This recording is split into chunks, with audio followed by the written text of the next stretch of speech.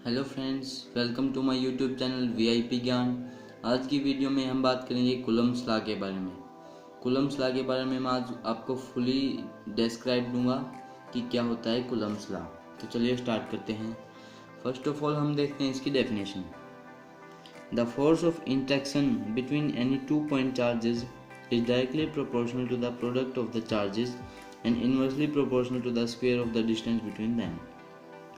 Coulomb's law क्या होता है कि जो पॉइंट चार्जेस होते हैं ना, कोई भी दो, उनके बीच में जो फोर्स होता है ना, वो डायरेक्टली प्रोपोर्शनल होता है प्रोडक्ट ऑफ चार्जेस के प्रोडक्ट के, और इन्वर्सली प्रोपोर्शनल होता है उन चार्जेस के बीच में जो डिस्टेंस है उसके स्क्वायर के। ये आपको मैं आगे अच्छी तरह से जो इक्वेशन आएगी उससे आपको अच्छे से समझ आ जाएगा। आगे देखिए,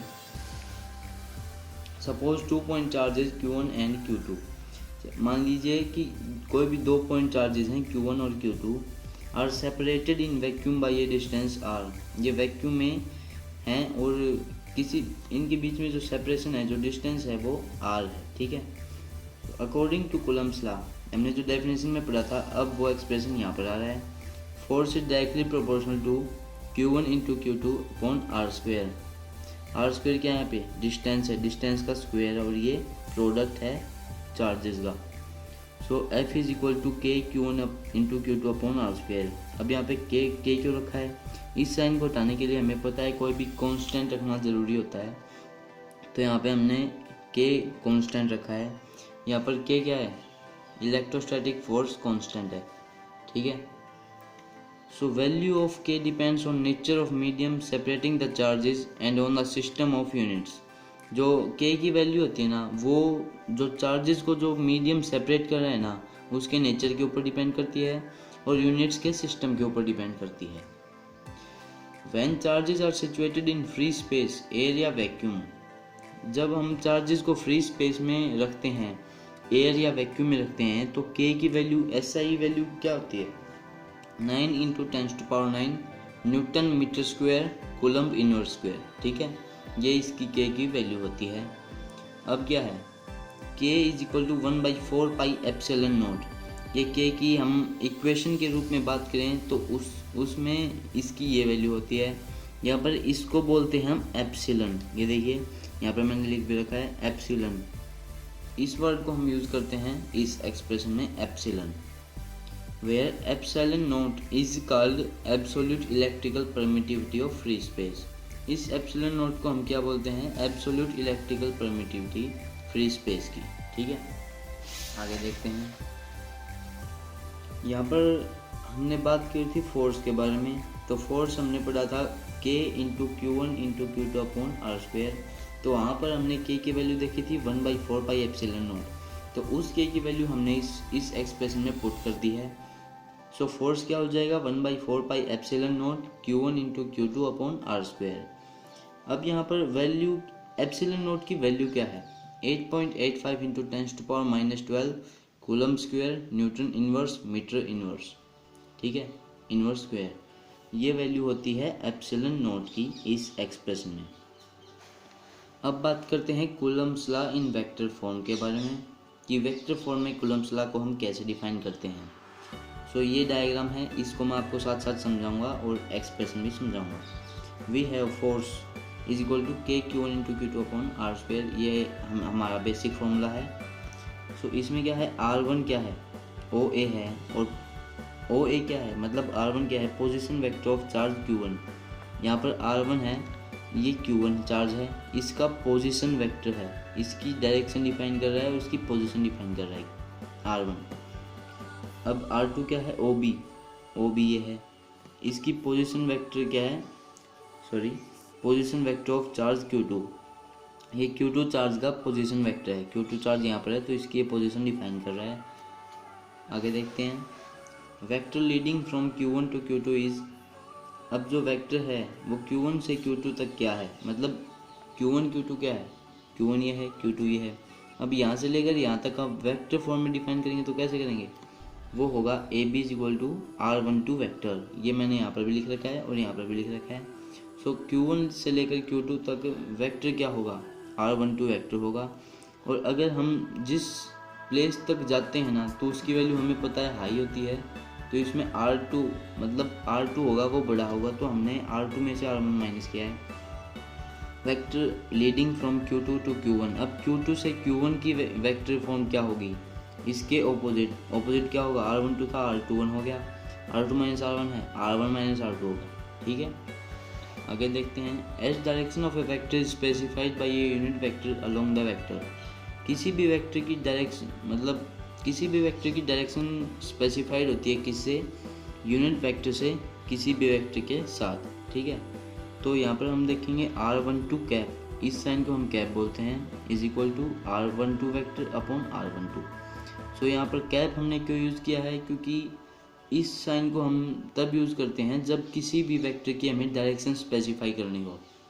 इसका काम होता है डायरेक्शन स्पेसिफाई करना। ठीक है, और यहाँ पर 1 2 था 2 1 हो गया, इसके ऊपर 1 2 था 2 1 हो गया, 1 2 था 2 1 हो गया, और बाकी सब कुछ सेम है। ठीक है, आगे है if F12 is equal to force on Q1 due to Q2। यहाँ पर क्या बता रहा है कि F12 है ना, वो फोर्स है Q1 के द्वारा Q2 पर लगाया गया। सो यहाँ पर जो होगा ना ये उसके ऊपर लगेगा। ठीक है, ये होगा ना 1, इसके ऊपर फोर्स लगेगा इसके द्वारा, तो 2 के द्वारा 1 पर लग रहा है। इसके अपोजिट क्या है, 2 के ऊपर लग रहा है 1 के द्वारा, force on Q2 due to Q1। आगे देखते हैं, एक्सप्रेशन देखते हैं अब इसका। सो F21 क्या था, सिंपल F हमें पता था 1/4 pi epsilon not Q1 into Q2 upon R² था। लेकिन अगर हम एक डायरेक्शन में डिफाइन करें, F21 की बात करें, तो ये सेम है, लेकिन R² की जगह भी यहाँ पे क्या है AB², AB के अलोंग है तो AB² लेंगे। ठीक है, उनका डिस्टेंस है उनके बीच। तो F21 को और हम क्या लिख सकते हैं, ये सेम का सेम, ये भी सेम, ये भी सेम, और AB² की जगह अब इसने R12² रख दिया है, AB की वैल्यू रख दी है R12 इंटू R12 कैप। ये क्या मैंने बताया था कि किसी भी वेक्टर की डायरेक्शन स्पेसिफाई करता है, तो इसमें ये उसकी डायरेक्शन स्पेसिफाई कर रहा है। फिर क्या लिख सकते हैं इसको हम 1/4 pi epsilon not Q1 into Q2 upon R12 cube. अब यहाँ पे क्यूब क्यों आया, कि इसकी वैल्यू हमें क्या पता है, ये देखो मैं लिख के दिखा देता हूँ। इसकी वैल्यू होती है R12 वेक्टर अपॉन R12, मैंने पिक्चर भी दिखा रखा है लेकिन मैंने यहाँ पर भी लिख दिया है। तो इसकी वैल्यू अगर हम ये पुट करेंगे तो क्या आएगा, इसकी जगह ये आ गया R12 अपॉन R12, यहाँ पर वेक्टर है, ये सिंपल है। ये देखो पहले से ही यहाँ पे स्क्वायर था और एक और मल्टीप्लाई हो गया यहाँ पे R12, तो ये क्यूब हो जाएगा। ठीक है, फिर क्या लिख सकते हैं 1/4 pi epsilon not Q1 into Q2, और इसकी हमने वैल्यू यहाँ पर पुट कर दी है। ये हमने पीछे पढ़ा है कि R12 की वैल्यू क्या होती है, मतलब Q2 के द्वारा मतलब Q1 पर, तो R2 माइनस R1 होगा, इसमें 2 बड़ा होगा तो R2 पहले लेंगे। ठीक है, इसके सेम देखो R12 की वैल्यू यहाँ पर भी पुट कर दी है और इसका होल क्यूब कर दिया है, ये सेम का सेम है। फॉर द फोर्स F12, अब पहले हमने बात करी थी F21 के बारे में, ये देखो F21 के बारे में, अब हम बात करेंगे F12 के बारे में। F12 फोर्स कितना है, क्या वैल्यू आएगी इसकी, तो 1/4 pi epsilon not Q1 into Q2 upon R12²।